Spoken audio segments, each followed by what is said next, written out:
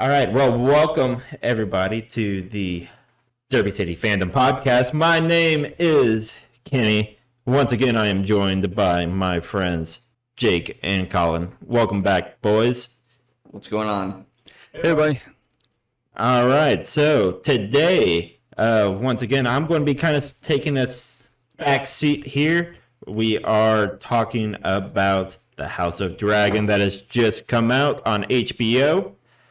So, Colin, I know you're super excited. Hell, you even have all the talking points today, so this is kind of your show. So, with that, I'm going to pass it over to you. Yeah, I'm super excited about this. I just want everybody to realize that House of Dragon already has 85% on Rotten Tomatoes and 8.8 out of 10 on IMDb. I don't think those are terrible scores personally, but let's just go ahead and dive right into the House of Dragon, or as Jake told me earlier, Hot D is what the kids are calling it nowadays. It is. They're calling it Hot D. Man, are these kids like the 50-year-old people you work with? Because I decidedly live on the internet, and I have never heard this. I don't know. I've heard another YouTube podcast, so I was going to go with it. Oh, you're cheating on us, huh? Great. That's good to know. All right. All right, let's go ahead and jump in. So basically, House of Dragon takes place about 172 years before Game of Thrones. It's all about the Targaryen dynasty, basically, and how they basically got their reign and leading up to everything that goes to Baratheons and the Snows and all of them in Game of Thrones. So let's go ahead and start with this first topic that I'd like to bring up is the king in the series. His name Viserys. He's the king and Rhaenyra's father. Okay. So from at least what I have seen, they got quite a cast here in terms of who's doing who. Notably Matt Smith being the Prince Daemon. I might be mispronouncing that. Daemon is correct. Daemon? Okay. But being the main female character's father and everything that at least I know that she's involved with in this story. So that would be fun. I wasn't kind of expecting him to be thrown into this. Yeah, he's honestly killing his role right now. I like he's one of my favorite characters in the show at the moment. Personally, I think there's some other characters that could just die off and wouldn't really care. Which one? Prince Daemon or King Varys? No, I'm just saying other characters. Daemon's killing it. I like him. He's doing good. Viserys, has his moments. He's kind of a little pussy, honestly. Rhaenyra, nah. But things are going to come later in the series, and I'm kind of looking forward to that, so I'm not. I think all the actors are doing really well. I think they did a good job of casting all the roles. I feel bad for King Viserys. Is that right? Viserys, I believe. I feel bad for him. You can tell he wants to be a good human being. You can tell he's trying his best to be a good father, but I don't know. It just seems like he's screwing up every decision. He's trying to please too many people at once. And in media, it's just really hard to figure out how to govern and be a good person to your own family is usually how that works out. So it's interesting, at least from what I have seen, what the king has done. Granted, it's probably going to end poorly, at least from how things have set up so far. But I feel like Colin's probably going to talk about that here in a second. So things probably are going to end poorly for him, but as much as y'all want to give him shit, at the same time, I think he understands the politics of things, whereas personally, I think this point was kind of made multiple times throughout the show. He understands the politics of things where his daughter does not. And, you know, she's 16, 17 years old, or maybe 15. And so obviously at 15 years old, are you going to understand the politics of the world and how you're supposed to get married into things and whatnot? Like, you're not going to understand that at 15 years old, sure. Oh, I disagree. I think Rhaenyra, the daughter, is better at politics than King Viserys. I think King Viserys is a good dude. I think he's a good father. He tries to do well. I don't think he's very good at politics. I don't even think he realizes he's being manipulated by Otto and all these other people. Otto is definitely manipulating the shit out of him. Yeah, he's a little finger bastard, in my opinion. But hold on, let's get back on Viserys real quick. I got a couple talking points I want to talk about. Yeah. So in the very beginning, I don't know if you noticed or not, but he had some like burns on his back, and he had that injured finger, and he like dipped his hand into the bowl of maggots, you know? Yeah. So what's up with that? That's some of that has some tie into old timey medicine with the like leeches. No. Stuff like that, I'm I not imagine. talking about the way you remedy the injury. I'm talking about the actual injuries themselves. How did he get the injury? He had the injury on his finger, and he had the burns on his back. At first, I was thinking maybe like grayscale, but grayscale essentially gets hard and kind of, you know, like looks like, I don't, rock, essentially. Right. You're like a rock person, but his finger was like deteriorating like from skin, so when he dipped his hand into the maggots were going to eat the flesh away. And then he had burns on his back, and I remember they put some like ointment of some sort on his back. So I'm wondering where that came from, or what that's even about.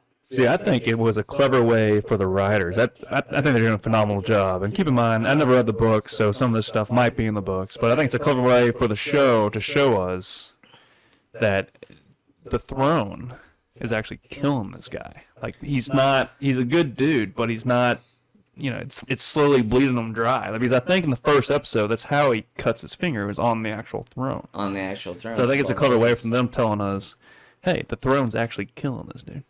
Yeah, that's indeed possible. Okay. That is a kind of a fun theory, I imagine. So we can see where that goes. It's nice to see the throne back. It's not like some weird other thing. And you know what? The first episode, like within the first, was it like 5-10 minutes of that show, and they showed the freaking the Capitol and all the buildings and red roofs and everything, and I'm just thinking, dude, just like a year or two ago, that shit was on fire. Right. In the unspeakable season, like, you know, that thing definitely got melted. That castle was burnt to fucking shit. Jamie Lannister and fucking Cersei are at the very bottom of the freaking castle, rubble on top of them, which was a bullshit. And we're not going into Game of Thrones right now. No, we're not doing that. We're That's on a different season, different episode. different IP, Yeah. kinda. But I also want to throw this out to Jake here. So, the House of Dragons is based off of the Fire and Blood novel, which only came out in 2018. That's relatively new. Game of Thrones, like the series, at least for television and for streaming purposes, was still going till 2019. Is it 19 or 20? 19. 19, okay. So that's relatively new. So I don't blame you for not reading that. That being said, Fire and Blood is also kind of removed from the Song of Fire and Ice series of books that the original Game of Thrones series is based off of. So Right. I guess keep that in mind, that I haven't read the book either, mostly because it only came out 4 or 5 years ago. Right. So, So another thing, did you notice the dagger that he's always carrying around, the king? I did. Was that I assumed Is it the same dagger that Arya used? That's the same dagger Is that that the same killed dagger? the Night King. It's pretty cool. So I hope they run with that a little bit more. Oh, I'm sure. I'm sure they will. That's why I'm excited about this series. And I was reading that George R. R. Martin actually had more input, more say into this series, and you can tell there's already a few things. For example, and it could be based on budget too. HBO just has a bigger budget or a better budget for the series because it's proven to work and whatnot. Except for that last season, but... Well, yeah, we don't Topic. we don't talk about that season. But for example, like the dragons, like I love the dragon. I think they did a phenomenal job. Like going back to the original Game of Thrones, all the dragons look kind of similar. These look And different. I don't think that's the case in the books. I think in the books they're very described and descriptive on the coloring, the size, and the personalities of all the dragons. That's one example of the weapons and the magic. I read a good comparison regarding episode 3 of House of the Dragon. They go on this hunt. So King Viserys goes on this hunt, and in the books, George R. R. Martin does an amazing job of describing the hunt, as opposed to the original Game of Thrones. It's just like 4 dudes, Robert Baratheon with his 3, buddies just hiking through the woods. Like they don't show much about it, and a lot of it's because of the budget of the show. But I'm super excited when going back to the dagger. Like I hope they go into more details with these smaller stories, which I find very interesting. Sure. So I hope they kind of better explain the history of some of these dragons, history of some of these weapons, especially the Valyrian steel stuff. But we'll see. Yeah, even the dragons they're riding now, they have the what am I trying to say? The harness, the seat. Yeah, saddle, I guess. Saddle. Probably the Yeah, best way just to yeah, describe yeah. it. I always wonder that. Like, looks... Yeah, they have the saddles in House of Dragon, whereas you look at Game of Thrones. I mean, Dany was really the only one riding the dragon. She was just riding it bareback. I mean, that's hot and everything, but like Not practical. not practical. As a Like, person that has ridden a when horse you before, look at their backs, they're not smooth. They're very jagged. it's almost as if it has scales.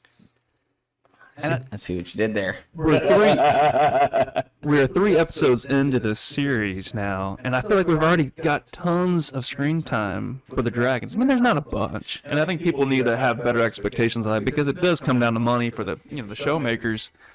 But we've had a lot of screen time on that, and that was one of my big pet peeves of the original Game of Thrones. Is I love the direwolves, and we didn't see nearly as much as them, and I don't think we saw nearly as much as the dragons as we should. We're just 3 episodes in, and we're seeing a lot of these kind of mythical, different, high-budget creatures and items of the series that are fun and entertaining to watch.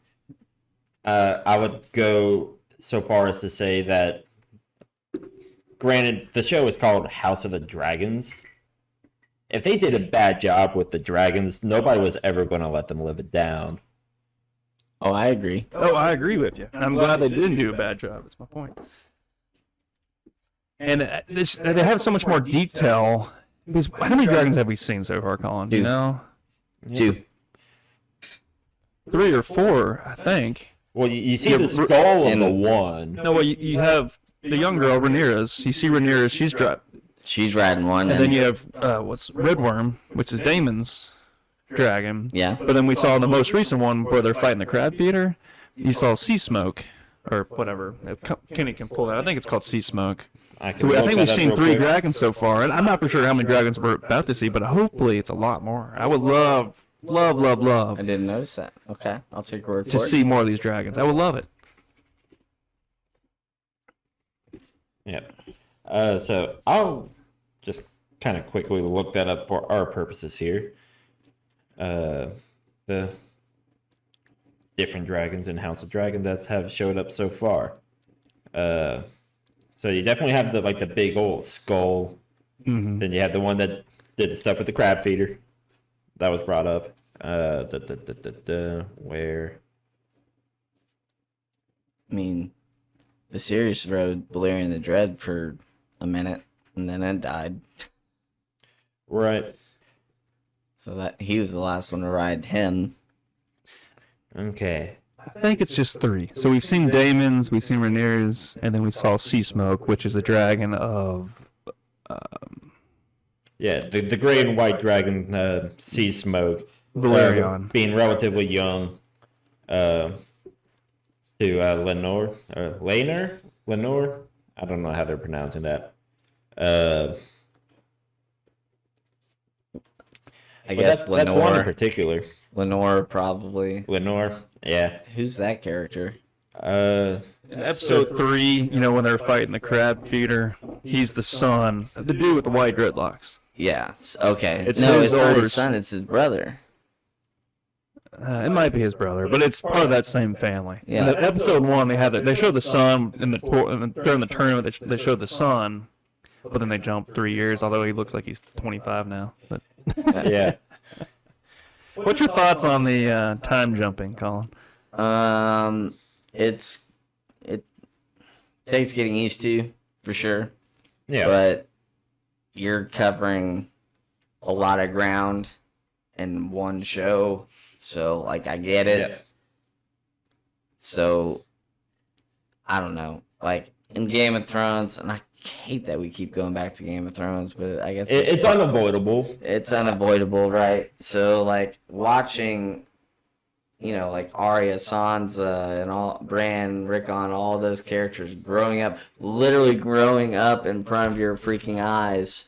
It's like how long like, did it take whoa. to produce that series as a whole? It's though? like So- you're almost thinking like they're your child in a way, like you're watching your child grow. Like, dude, so much has happened, and you literally grew from like 4 foot nothing to now this 5'10", 5'11" woman, and like you have so much experience behind you, and so that's kind of what I would have liked in House of Dragon. But I get it, since there's so much ground to cover, you kind of have to go from a 15, 17-year-old woman to now a 17, 20-year-old woman. Right. You can't really pass that off on some characters.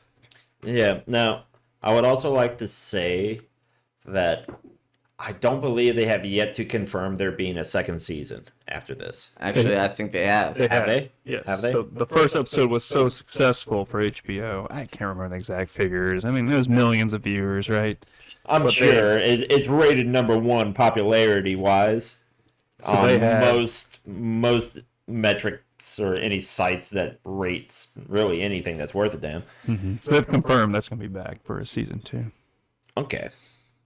No, that makes a lot of sense, but I feel like at least for, I guess, writing purposes, you kind of have to take that with a grain of salt, because when you produce a script, you usually have that done for at least a good chunk of the season, well in advance before you ever start filming. So that would be before the actors even would read it, before they even do any screen time. Mm-hmm. It's usually how that works in the business, so to speak. So it being as good as it is purely because people wanted it to make up for potential past mistakes in the Game of Thrones franchise as a whole. Yeah, I get that. But one thing that I did see online actually is, speaking of season 2, they've actually kind of looking into bringing on Elizabeth Olsen and what's his name? But they're both of them are Marvel actors, and so they're thinking about bringing them on. So I don't remember who it was, the guy, but he definitely was a Marvel actor. But I thought that was kind of interesting that they're looking into them to play whomever. But just keep that in mind. I'm calling it now, and it's September of 22, so September of 23, maybe they'll be in House of Dragon. Yeah, season 2. I would have to look that up real quick to see where that is. So that was a fun little side tangent. Colin, what was going to be your next point here for? Oh, my next point is let's talk about Alicent Hightower. She's long story short now the stepmom and was best friend to Rhaenyra. Her father Otto, long story short, basically said, "Go fuck the king wearing your mother's dress." Yeah, the father pimping on his daughter. That's I mean, classic Game of Thrones realm. Like, I don't want to say that is very much just medieval culture, but it is. Like, you keep the royal blood in the family, and there's not too many ways you can do that outside of the stuff that will eventually make everybody very much just. Oh, there's no polite way to really say it, but incest kind of really messes with people. I mean, this is about the Targaryens. They're known for marrying each other's cousins, brother, sister, whatever. But yeah, I thought that was weird. I'm still, after 3 episodes, I'm still a little confused on how I feel about Alicent Hightower. My gut wants to say she's a good person. She's not an antagonist in the story, but I just don't know. I think the first episode she was kind of naive and didn't know what was going on, but I think she's pieced together her role in the family and her role of trying to help the Hightower family move up the ranks in the political realm. So I think she's kind of picked up on that of what her expectations are, and she wants to kind of be on the Hightower team. I'm sure it's changed now since she has her own kids. So I'm sure that she had Aegon, and now she's pregnant with another child. With the second one. And so I'm sure that all changes once you have your own children, but it's interesting to see. So I still do not know what my thoughts on her are. And I think that's for a lot of the characters. I think there's this ambiguity of all these characters. Like, some of them you can blatantly tell that they're good-hearted, but others you're like, I really don't know who to cheer for. I think they're all.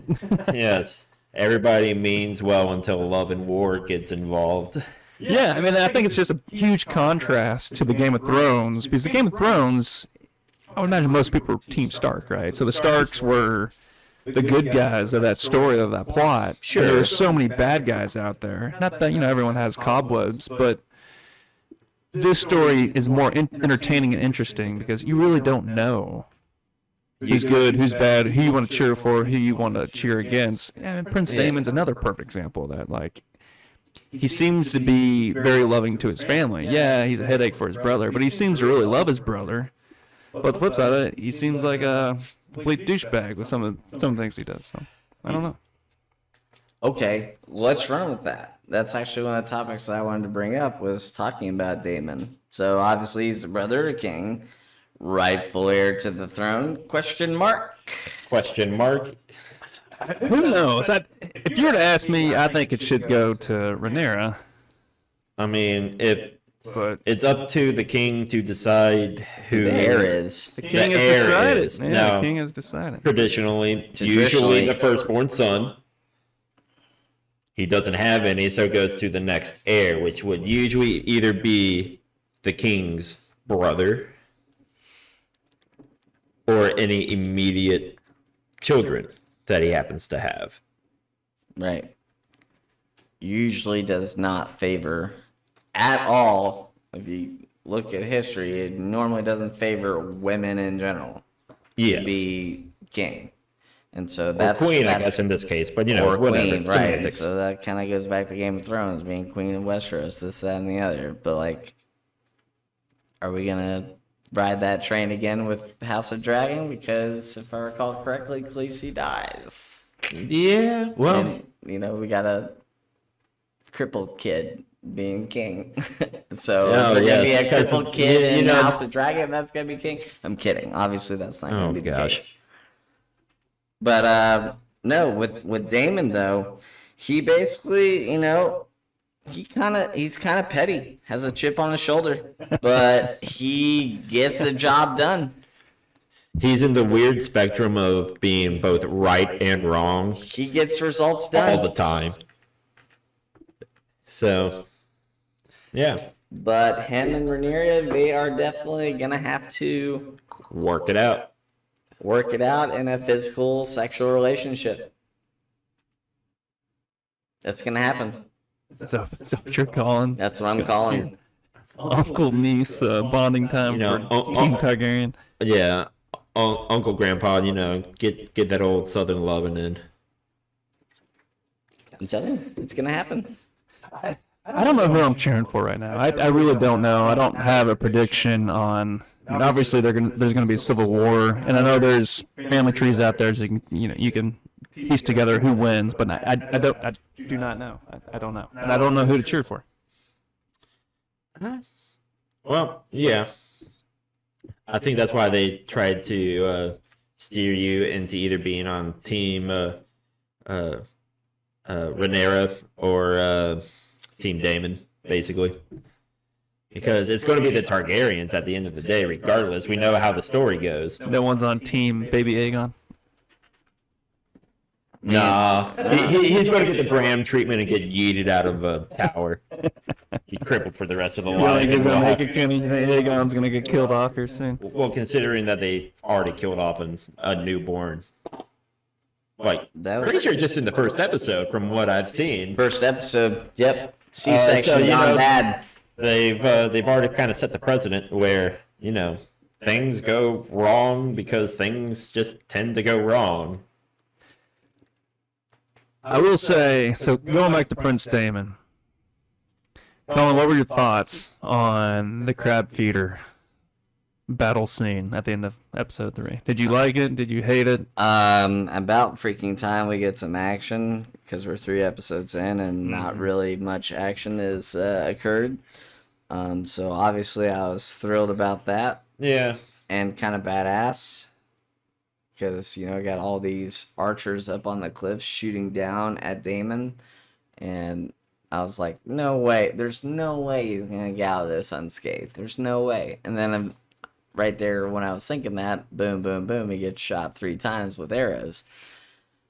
And then they're all surrounding him. I'm like, okay, this is typical, like, oh, he's going to die. No, of course, there's going to be a dragon that comes out of nowhere and freaking lights them all up. Of course.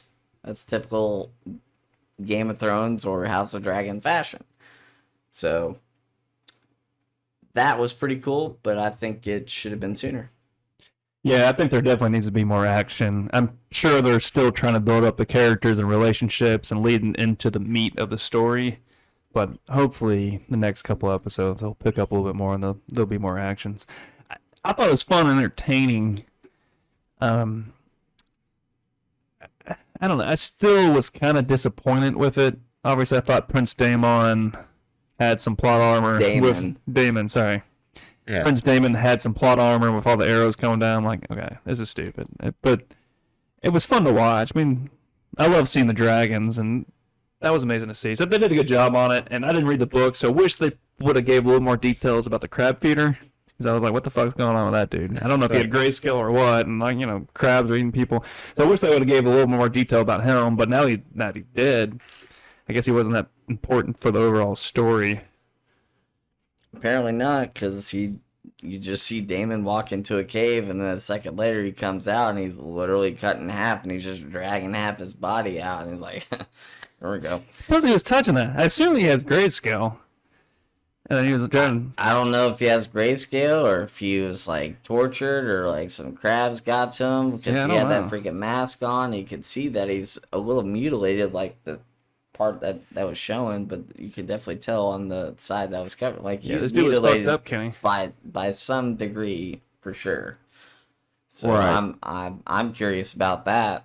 How that even happened? I couldn't stop laughing when he was dragging his arm out of the cave. I was like, dude, this guy has grayscale. And you're just holding his hand. Now, can I ask a question real quick? Have they actually said the words grayscale yet in the series? No. I don't think so. Maybe they haven't figured out what it is yet. Possibly there's the weird time difference between the There's definitely some disease going around, and it obviously affected the king. That guy, the crab feeder, he was messed up, mutilated somehow. Now, they could be totally different incidents, not even related. I don't know. But there's something definitely going on. Right. I'm basing that off of the king. Right. Seeing as there's no White Walkers to be like a side plot? They talk about him. Do they? They do. They do talk about him. King Viserys. Viserys. Yeah, there you go. He had a dream. He had a dream about him. So they know there's kind of like some Targaryen dreams. Prepare for the future. They know that it's coming. They don't know too many details about it, but they know something's. And the wall's gonna been come brought from. up a couple times. Mm-hmm. How cool would it be if we go to the wall? That would be badass, man. I would love. That's the other part I'm looking forward to in this series, and they've already kind of started to go down this route. Is like I love seeing the other families. So, for example, episode 3, we saw a lot of the Lannisters. Yeah, and I think that's so much fun to watch. I mean, he's a douchebag like the rest of the Lannisters, but Yeah, it's it fun to runs in see the family, them, from what I understand. interact with one another and talk about their homes, Castle Rock, and we're even getting more. You know, for someone who'd never read the books, you hear the name Hightower in Game of Thrones a couple times, Yeah. but just hear about their family, it's like How it's did fun they to get see. there? Yeah, exactly. Exactly. Now, speaking of funny, when what's his name? Thailand, the twins, right? There's like Thailand and something else. Anyway, so one of them was talking about how Casterly Rock is like so freaking massive. It's way greater than the wall. Not a chance, man. You don't think so? No. We saw Casterly Rock and they freaking mounted that shit with some ladders. Dude, In Game of Thrones? yeah. See, that's another thing. I don't think Game of Thrones did a lot of the castles justice, though. I don't think they had the Right, but budget it's like for the perspective shots were always from the wall, like at the base of the wall, up at an Looking angle. up, and then they actually mount the wall and they look down, and you can't even like the people that you see at the freaking bottom Or are ants. like ants. Exactly. Right. Like the lift they take to the top of the wall, at least in Game of Thrones, Takes takes minutes. like minutes to maybe like half an hour with like the tech that they have just to go like. I don't know if they ever actually talk about how tall the wall is in the show in terms of like feet or whatever, meters, but I don't know. Tyrion's talking about pissing off the edge of the world, so I'd say that's pretty fucking tall. But when you think of Casterly Rock, yeah, you're just Yeah. pissing off a castle. like the only thing that comes close would be like the highest point of like King's Landing. Because if I remember, that particular area is like on like a seaside cliff or whatever, right?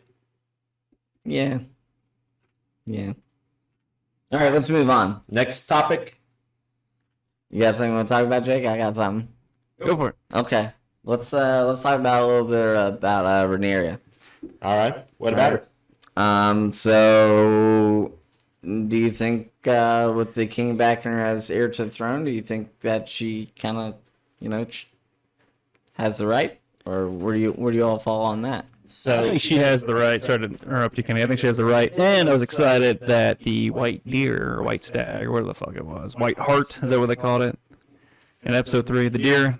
Oh, She saw the white hearts. Yeah. I was deep down. I think I'm rooting for her. I don't know if she's evil or good yet, but So the way that I interpret that is seeing as she has the king's permission and has like this like written down, like we're witnesses to this statement saying that she has the ability to marry whoever the hell she wants.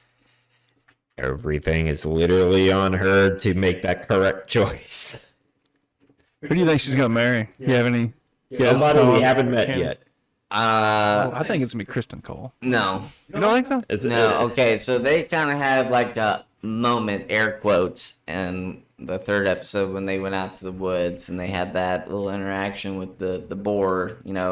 Obviously Sir Kristen Cole, he entered it, but Rhaenyra had like a moment of like, I got this freaking boar attacking me. What am I gonna do? Am I gonna let it injure me, kill me, or am I gonna do something about it? So obviously she did something about it and freaking stabbed it to fucking death.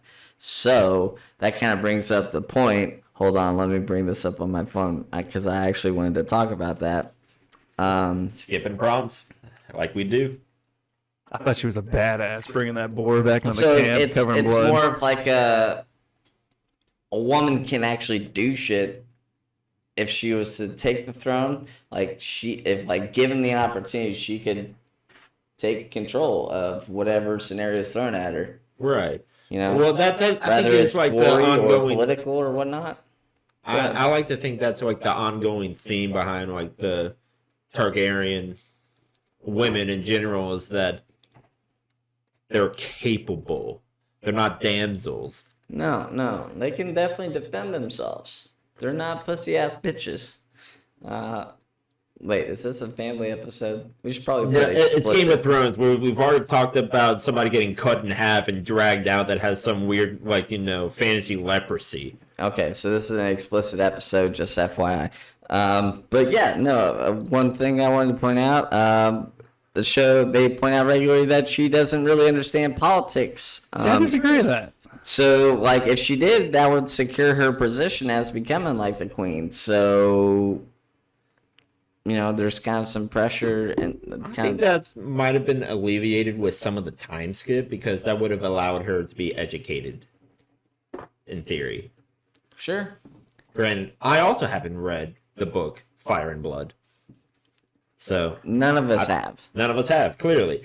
We're speculating entirely off of this show, and I know a little bit of background by looking at the family tree, but since Jake doesn't want to be ruined by anything, I'll respect no spoilers. There's no spoilers, but I think the only thing that could potentially spoil you, Jake, is that they have released the names of the episodes coming out. I don't want to hear them. In this particular series. So. All right, let's talk about Otto. What do y'all think about Otto? Hand of the King. I don't trust the motherfucker. I don't trust him worth a damn. I did. Episode 1, I did. I thought it was, not even then. Right-hand man, kind of trustworthy, but nah. I mean, he's pimping out his own daughter. Yeah. Well, yeah, that's what you do in, the game for the throne. And you got to vie for power somehow. Did you remember when he offered up, like, as a suggestion for Viserys? He was like, "What if Rhaenyra married her brother, half brother?" I think he's very good at politics. I don't know. He kind of reminds me of Mitch McConnell, right? I think he's very. To bring it in a real life, I think he's very good at politics. I don't think he's a good human being, but I think he's very good at politics. He knows the game. He knows what could make or break a dynasty or a kingdom. But yeah, I get that. I don't trust him. No, I don't trust him. And I doubt that it's in the best interest of the realm. Now, let me ask you this question: out of the different hands of the king that we have seen, I guess, throughout the franchise as a whole, I do think he's one of the more capable ones. He seems, Otto? Yeah, Mr. Hightower seems to know what he's doing. He's a schemer. He definitely knows what he's doing. I think he's very manipulating of the king. And I think that's one of the reasons why I think Rhaenyra is smarter than people think. Is she sees it. She knows it. She knows what's going on. Now, does she care enough to stop it? The first few episodes, probably not. I think she's kind of this rebellious teenage stage. She wants to try to find herself and make sure she, controls her own destiny. But I think as time goes on, she likes to get shit done, just like her uncle. Like, at least they have the kahunas to get shit done. Unlike the king, they can make decisions. Yeah. Kenny just pulled up a photo of them talking, and the king has like his what do you call that? Miniature. The model city in the background, city. Which like is purely for, like, it's weird because under normal circumstances, like back in the day, they would do this kind of stuff when they were like preparing for war, for like battlefields and stuff, but. They just have like a scale replica of the town just in marble. It's just there. I just thought it was so funny. You see this old grown man, the king of the realm, playing with these toys. They'd be like Joe Biden being caught playing with like Legos in the Oval Office. I don't know. That's like my equivalent of it. I just thought it was funny. Oh, Lord. Okay. Any closing thoughts on Otto then, Colin? On Otto, man, not really. I think he's a conniving little fuck, and just looking at that picture alone, Oh, of him whispering into Whispering the into the king's ear? obviously there's something going on, and I don't blame him. I would be doing the same shit, but I think he's dead by the end of the season. no, he's too conniving. He's kind of got this little finger vibe. He does have a little finger vibe. yeah.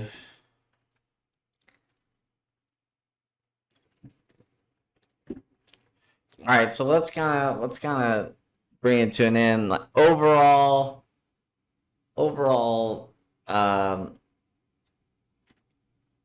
expectations. You're so pretty much vibe of the show so far. What do you got? I love the concept that we don't know who to really cheer for yet. I think there's, like I said earlier in the episode, Game of Thrones, the Starks were obviously the good guys, and the Lannisters were obviously the bad guy. Kind of mentality. I like how this, you just don't know. So I love that openness of like you don't know really who to cheer for. I love that George R. R. Martin had more input into it, so you can tell they gave a shit about the size and the colors and the banners and what the dragons look like, and that plus they had the better budget for it, so I love that. What more action? I think the first 3 episodes have been fun to watch. I'm not bitching or complaining about it, but I want more action. I agree. And speaking of George R. R. Martin, sometime in this series, this first season, his head is going to be on a spike. Either it's going to be on the Iron Throne or it's going to be on the spike in the background somewhere. But I'm pretty sure it's going to be on the That's throne. a carryover from, like, what was it, episode 2 of Game of Thrones, when all the heads. He was wanting some throughout the shit city. done. His head was in Game of Thrones? It was not, Wasn't but it? it's for sure going to be in head of or It's going House to of be Dragon.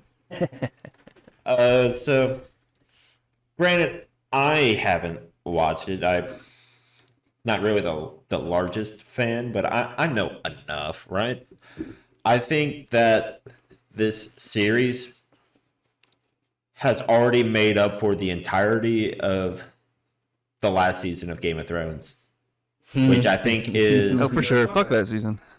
a tall order, and it's going to be one of those things where House of Dragon will never be able to escape, I guess, Game of Thrones, like the previous stuff that's come out. That expectation of quality will always be there, and so far they have provided that they are back to that level before everything went to hell. So, I'm curious, Kenny. What makes you say? How come you're not a big fan of the Game of Thrones series? well, unlike my friend Colin here, I only binged the show in like the span of like a month after everything was already released, and they had openly said that season 8 was going to be the last season to come out. So I have no recollection. Now, most of my friends have seen every episode 3-4 times by this point. I'm looking at a dozen, man. Yeah. Colin has, half a dozen, probably more than that. He's probably slept through a handful It's of them. embarrassing to admit that, but I'm probably looking at a Hey, dozen per I love episode. it, man. I think I it's mean, fun. that was The last Game of season, Thrones maybe was like peak. 3 or 4 times. right. That's brave, but I get bored. that's fair. But Game of Thrones is peak medieval fantasy, and it's kind of a treat to see it thrive because we hadn't had that in such a long time. And seeing it kind of being back on main media is always a treat. So, Colin, do you have any last closing thoughts before we send everybody home? I wanted to give my thoughts on the show, and I kind of wrote it down a little bit. Basically, patriarchal mess is it's getting boring for me personally. But at the same time, that's just That's just character building. that- You need to do it. Yeah, and so that's fine. But I just wanted to put it out there. So Succession is clearly the only answer, but with women being named heir, apparently causes a lot of issues. So I don't think Rhaenyra is going to become queen, personally. So somebody's going to have to take over, aka man. And so we'll see what happens later down the line in the series. But overall, I give the show a thumbs up. I'm enjoying the ride. And my last thing that I want to say is watch Rings of Power on Amazon Prime. Yes, that will be the next episode, Jake. So catch up. I haven't watched it yet. So. It is very good from what I've seen so far, at least. Have you guys watched She-Hulk yet? I'm not. It's pretty good. I like it. Fair enough. We'll add that to the list as well. Well, thank you, everybody. This has been the Derby City Fandom Podcast. My name is Kenny, joined once again by Colin and my friend Jake here. You all stay frosty out there. Take care, everybody. Thank you.